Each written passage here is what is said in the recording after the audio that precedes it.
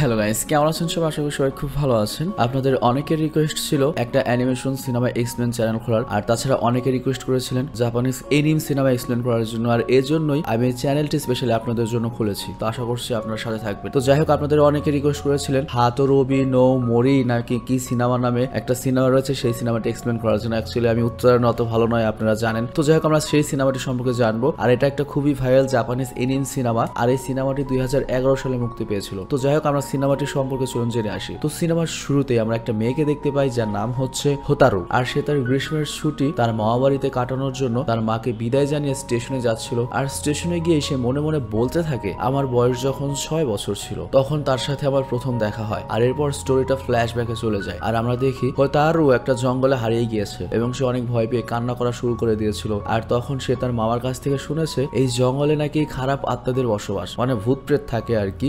আর তাই সে আরো বেশি কান্না করতে থাকে। আর তখনই পেছন থেকে কেউ এসে বলে, এই বাচ্চা মেয়ে তুমি কান্না করছো কেন? আর পেছনে ঘুরতেই ও মাস্ক পরা একটা ছেলেকে দেখতে পেয়েছিল। তো হোতারু এত গহীন জঙ্গলে একজন মানুষ পেয়ে খুবই খুশি হয় এবং দৌড়ে সেই ছেলেটির কাছে ছুটে যায়। কিন্তু তখনই সেই মাস্ক পরা ছেলেটি পাশ কাটিয়ে সরে যায়, যার কারণে হোতারু পড়ে যায়। যা দেখে ওই ছেলেটি বলে, সরি তুমি আমার জন্য পড়ে গিয়েছো, কিন্তু আমার কিছু করার নেই, কারণ তুমি মানুষ, আর কোনো মানুষ আমাকে ছুলেই আমি অদৃশ্য হয়ে যাব। যা শুনে হোতারু কিছুই বুঝে উঠতে পারে না এবং সে উঠে দাঁড়িয়ে পড়ে এবং আবারও মাস্ক পরা ওই ছেলেটিকে ছোঁয়ার চেষ্টা করে। কিন্তু তখন ওই ছেলেটি হোতারুকে লাঠি দিয়ে মাথায় বাড়ি মারে। হোতারু আবারও পড়ে যায়, আর হোতারু তখন বলতে থাকে, সত্যি তুমি কোনো মানুষ না, কারণ মানুষেরা কখনো ছোট বাচ্চাদের মারে না। যা শুনে ওই ছেলে হোতারুকে বলে, আসলে এই জঙ্গলে দেবতা আমাকে বলেছে যদি কোনো মানুষ আমাকে ছয় তাহলে আমি অদৃশ্য হয়ে যাব আর কেউ আমাকে দেখতে পাবে না। তুমি বরং এই লাঠিটা ধরো, আমি তোমাকে জঙ্গল থেকে বের হওয়ার রাস্তা দেখিয়ে দিচ্ছি যাতে তুমি বাড়ি যেতে পারো। এটা শুনে হোতারু অনেক খুশি হয়ে পড়ে, যার কারণে সে ওই ছেলেটিকে আবারও জড়িয়ে ধরতে চায়। মানে এই মেয়েটার ভাব বুঝলাম না, কথায় কথায় খালি জড়িয়ে ধরতে চায়। ছোটবেলায় এই অবস্থা, বড় হলে কি হবে? তো যাই হোক, আবারও যখন ও জড়িয়ে ধরতে যায় তখনই হোতারু আবারও লাঠি দিয়ে আঘাত করে। আর তারপর হোতারু বলে, সরি আমি তো ভুলে গিয়েছিলাম তোমাকে ছোঁয়া যাবে না। তো এরপর ওই ছেলেটি হোতারুকে তার বাড়ি পৌঁছে দেয়। আর বিদায় নেওয়ার আগে হোতারু ওই ছেলেটিকে বলে, আমি কাল আবারও আসবো আর থ্যাংক ইউ গিফট নিয়ে আসবো, আর আমার নাম হোতারু, তোমার নাম কি? কিন্তু ওই ছেলেটি কিছুই বলে না। তো রেসপন্স না পেয়ে হোতারু সেখান থেকে বিদায় নিতে লাগে, কিন্তু তখন ওই ছেলেটি বলে, আমার নাম হচ্ছে গিন।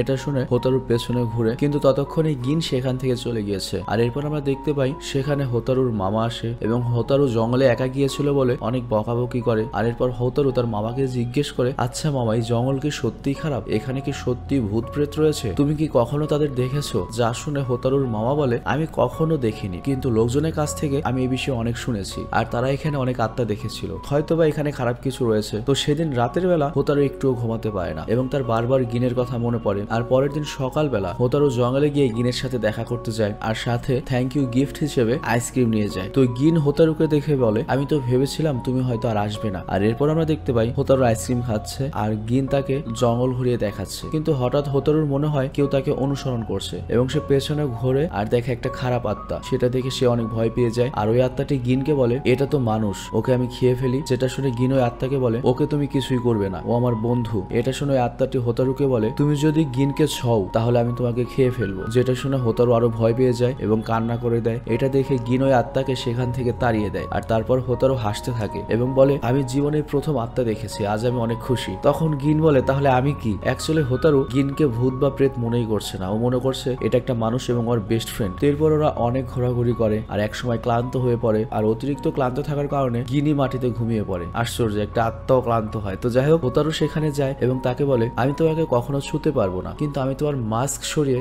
আসল চেহারা দেখতে চাই। তো এরপর সে গিনের মাস্ক সরায় আর তখন দেখা যায় একটা সুন্দর হ্যান্ডসাম চেহারা। আর তখনই গিন ঘুম থেকে উঠে পড়ে আর হোতারুকে বলে, তুমি এভাবে আমার মাস্ক খুলতে পারো না। যা শুনে হোতারু বলে, আমি শুধু দেখতে চেয়েছিলাম তুমি দেখতে কেমন, আর আমি জানি তুমি ঘুমাওনি, তুমি ঘুমের ভান ধরে শুয়েছিলে। আসলে গিন হোতারুকে তার চেহারার জন্য এসব করেছে, সে ঘুমের ভান ধরে শুয়েছিল। তো এরপর হোতারু তাকে জিজ্ঞেস করে, তুমি এত সুন্দর হওয়ার পরও সবসময় কেন মাস্ক পরে থাকো? তখন গিন বলে, আমি সবসময় এই জন্য মাস্ক পরে থাকি যাতে করে কেউ আমাকে মানুষ না ভাবে। এরপর হোতারু তাকে বলে, কাল থেকে আমি আর আসতে পারবো না, কারণ তুমি জানো আমি শুধুমাত্র গ্রীষ্মের ছুটিতেই মামা বাড়িতে আসি। যা শুনে গিন বলে, তুমি কি আগামী বছরও তাহলে আবার মামা বাড়িতে আসবে গ্রীষ্মের ছুটিতে? আর তখন কি আমাদের আবার দেখা হতে পারে? তখন হোতারু বলে, হ্যাঁ। আর গিন তাকে বলে, ঠিক আছে, আমি ততক্ষণ তোমার জন্য অপেক্ষা করব। তো এরপর হোতারু তাকে বিদায় জানিয়ে চলে যায়। আর এভাবেই বছর কেটে যায়, আবারও গ্রীষ্মের ছুটি আসে। হোতারু আবারও তার মামার বাড়িতে আসে এবং সেখানে গিয়ে গিনের সাথে অনেক আনন্দ এবং ফুর্তি করে আর সারাদিন গিনের সাথে ঘুরে বেড়ায়। আর হোতারু যখন গিনের সাথে জঙ্গলে ঘুরে বেড়াচ্ছিল তখন সে অনেক আত্মাকে দেখতে পায়, যারা সবাই গিনকে বলছিল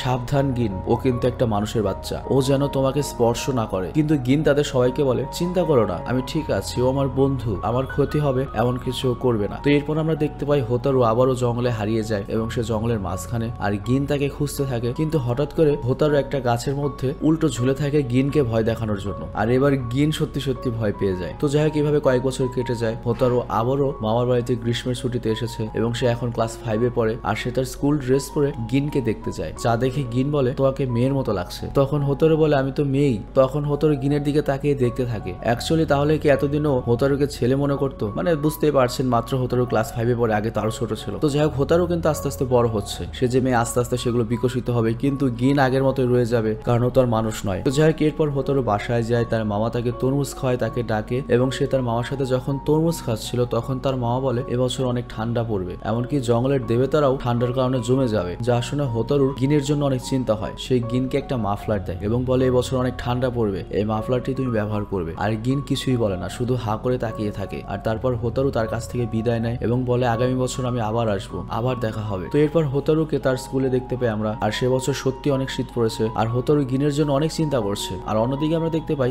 গিন বরফের মাঝে বসে রয়েছে এবং তার গলায় হোতারুর দেওয়া মাফলার। আর এভাবে আস্তে আস্তে শীত চলে যায় আর গ্রীষ্মও চলে আসে। আর গ্রীষ্মের ছুটি কাটানোর জন্য হোতারু আবারও মামার বাড়িতে আসে, আর সেখানে গিয়ে সে গিনের সাথে সারাটা দিন কাটায় এবং সে অনেক খুশি ছিল, কারণ গিন সুস্থ রয়েছে, শীতে কোনো ক্ষতি হয়নি। তো গিন তখন তাকে বলে আমি তোমাকে আমার বিষয়ে একটা সত্য বলতে চাই, আমি আসলে আত্মাও নই, মানুষও নই। আমি যখন ছোট ছিলাম আমাকে তখন আমার মা বাবা আমাকে মারার জন্য এই জঙ্গলে ফেলে গিয়েছিল। এরপর থেকে এই জঙ্গলের সকল প্রেতাত্মারা আমাকে দেখে, আর এই জঙ্গলের দেবতাদের আমাকে দেখে দয়া হয় এবং তারা আমাকে একটা আশীর্বাদ দেয় যে আমি সারাটা জীবন অমর হয়ে থাকবো, মানে বয়স এরকমই থাকবে, আমি কখনো মরবো না। কিন্তু একটা শর্ত রয়েছে, সেটা হচ্ছে আমি কখনো কোনো মানুষ স্পর্শ করতে পারবো না। যেদিন আমি মানুষ স্পর্শ করব সেদিন আমি অদৃশ্য হয়ে যাব। আর তোমার জন্য সবচেয়ে ভালো হবে তুমি আমাকে ছেড়ে সারা জীবনের জন্য চলে যেতে পারো, কারণ আমি একটা ভূত, আমার কোনো অস্তিত্ব নেই। এটা শোনার পরে হোতারু বলে আমি কখনোই তোমাকে ভুলতে পারবো না, তুমি আমাকে দয়া করে কখনো ভুলো না, আমি তোমার সাথে সারা জীবন থাকতে চাই। ভাগ্য আমাদের এক করেছে, যতদিন ভাগ্য আমাদের আলাদা না করে ততদিন আমরা একসাথেই থাকবো। তো এর পরের দিন গিন হোতারুকে বলে তুমি কি আমার সাথে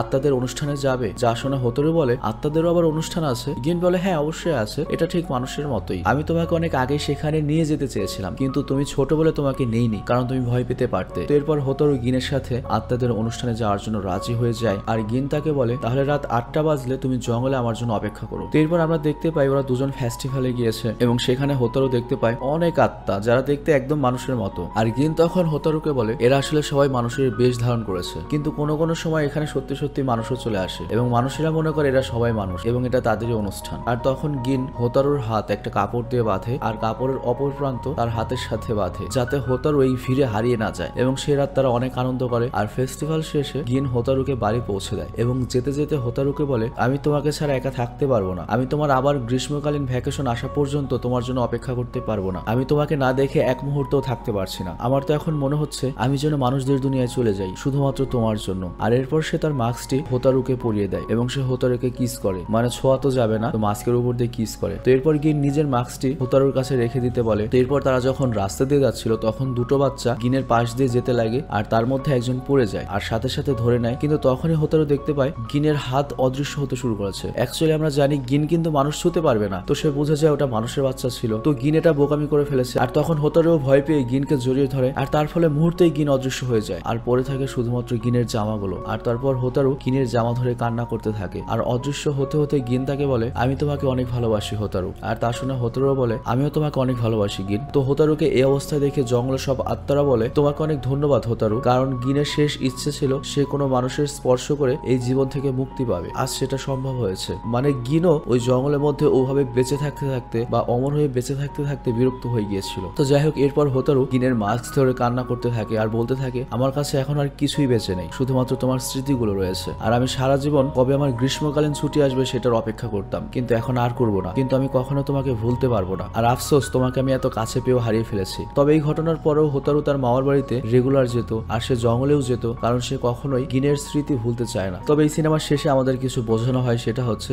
গিনের সাইড দিয়ে যে ছেলেরও তো গিয়েছিল, আমরা সবাই হয়তো মনে করেছিলাম ওগুলো হয়তো আত্মাই হবে, কিন্তু অ্যাকচুয়ালি ওটা মানুষই ছিল এবং গিন বুঝতেই পেরেছিল যে ওরা মানুষই হবে। আর গিন জানতো হোতারু বড় হচ্ছে এবং ওর ভবিষ্যৎ আছে, সংসার করবে, মানুষের মতো বাঁচবে, কিন্তু গিন যদি ওর জীবনে থাকে তাহলে জীবন এগুতে পারবে না। আর এক সময় না এক সময় ওদের আলাদা হতেই হবে, আর তাদের এক হওয়া কোনোভাবেই সম্ভব নয়, কারণ একজন আত্মার একজন মানুষ। তো এর জন্যই গিন হোতারুর কাছ থেকে দূরে সরতে চেয়েছিল হোতারুর ভালোর জন্য, কারণ সে হোতারুকে অনেক ভালোবাসতো। তবে গিনের ইচ্ছাও ছিল একবার না একবার হোতারু তাকে স্পর্শ করবে, জড়িয়ে ধরবে। তবে সে নিজে থেকে হোতারুকে স্পর্শ করার কথা বলেনি, কারণ এটা বললে হোতারু কখনোই গিনকে জড়িয়ে ধরবে না, কারণ জড়িয়ে ধরলে তো গিন উধাও হয়ে যাবে। আর এর জন্য সে ওই বাচ্চাটিকে স্পর্শ করেছিল। তো যাই হোক, হোতারু তার ভালোবাসাকে জীবনে একবারই জড়িয়ে ধরতে পেরেছিল, কিন্তু হোতারু কখনো জানতেও পারলো না যে এর পেছনে কি রয়েছে। আর হোতারুর কাছে গিন না থাকলেও রয়ে গেল শুধুমাত্র গিনের সাথে কাটানো সুন্দর মুহূর্তের স্মৃতিগুলো। তো যাই হোক, আজকে প্রথম আমি কোনো জাপানিজ এনিমি সিনেমা সম্পর্কে জানলাম। কাহিনীটা অ্যাকচুয়ালি জোশ ছিল। তো ভালো থাকবেন, সুস্থ থাকবেন। আর কোন এনিমি সিনেমাটা বা কোন